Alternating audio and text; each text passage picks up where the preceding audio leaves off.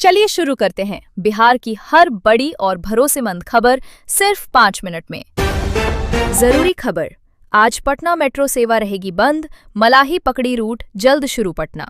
वासियों के लिए आज एक जरूरी सूचना है। CMRS निरीक्षण के चलते आज पटना मेट्रो सेवा बंद रहेगी।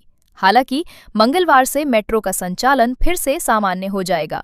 दरअसल मेट्रो के विस्तार को लेकर बड़ा कदम उठाया जा रहा है। मलाही पकड़ी तक मेट्रो सेवा शुरू करने की तैयारी अंतिम चरण में है और इसी के तहत निरीक्षण किया जा रहा है।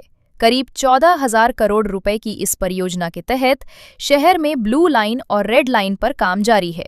फिलहाल पाटलिपुत्र बस टर्मिनल से भूतनाथ रोड तक सेवा शुरू हो चुकी है और जल्द ही मलाही पकड़ी तक मेट्रो पहुंचने वाली है। इससे शहर के ट्रैफिक को बड़ी राहत मिलने की उम्मीद है। पटना में बुलडोजर एक्शन, गंगा किनारे 35 अवैध मकान ध्वस्त। पटना में गंगा किनारे अतिक्रमण के खिलाफ प्रशासन का सख्त रुख जारी है।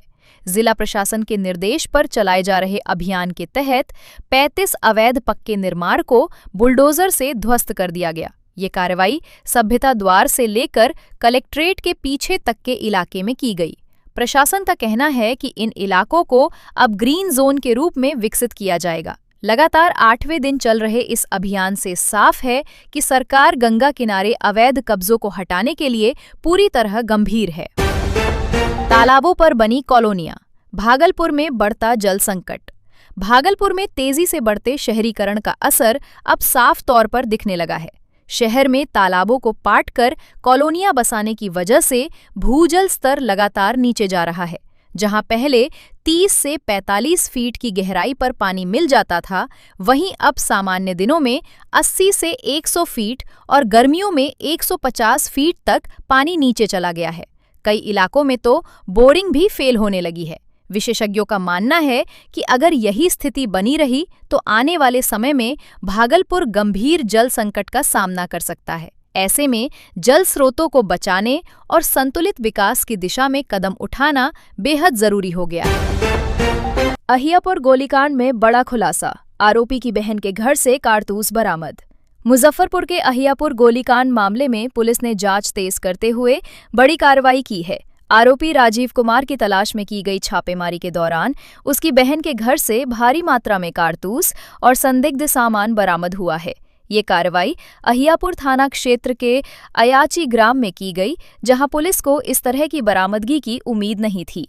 इस मामले में आरोपी की बहन रानी कुमारी को पुलिस कार्य में बाधा डालने और अवैध सामान रखने के आरोप में गिरफ्तार कर लिया गया है। मुख्य आरोपी अभी फरार है, जिसकी तलाश में पुलिस लगातार छापेमारी कर रही है। शिक्षा विभाग के सख्त नियम, बायोमेट्रिक अटेंडेंस से मिलेगा वेतन। बिहार में शिक्षा विभाग में कामकाज में अनुशासन लाने के लिए सख्त कदम उठाया है। अब अधिकारियों और कर्मचारियों के लिए बायोमेट्रिक अटेंडेंस अनिवार्य कर दी गई है और वेतन का भुगतान भी इसी आधार पर होगा। नई व्यवस्था के तहत सभी कर्मचारियों को हर कार्य दिवस पर सुबह 9:30 तक कार्यालय पहुंचना अनिवार्य होगा। देर से आने या समय से पहले जाने पर कार्रवाई की जाएगी। इस फैसले को तत्काल प्रभाव से लागू कर दिया गया है, जिससे विभागीय कामकाज में पारदर्शिता और समयबद्धता लाने की कोशिश की जा रही है। शराबबंदी के नाम पर वसूली, 3 होमगार्ड जवान गिरफ्तार। बिहार के जमुई जिले में शराबबंदी कानून के नाम पर अवैध वसूली का मामला सामने आया है। सोनो थाना क्षेत्र के डुमरी चेक पोस्ट पर तैनात 3 होमगार्ड जवानों पर लोगों से पैसे वसूलने का आरोप लगा था।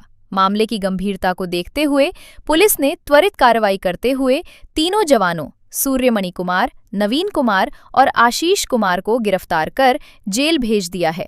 इस घटना ने एक बार फिर सिस्टम पर सवाल खड़े कर दिए हैं। हालांकि पुलिस का कहना है कि ऐसे मामलों में सख्त कार्रवाई जारी रहेगी। सीएम सम्राट चौधरी की सख्त चेतावनी, लापरवाह अफसरों पर होगी कार्रवाई।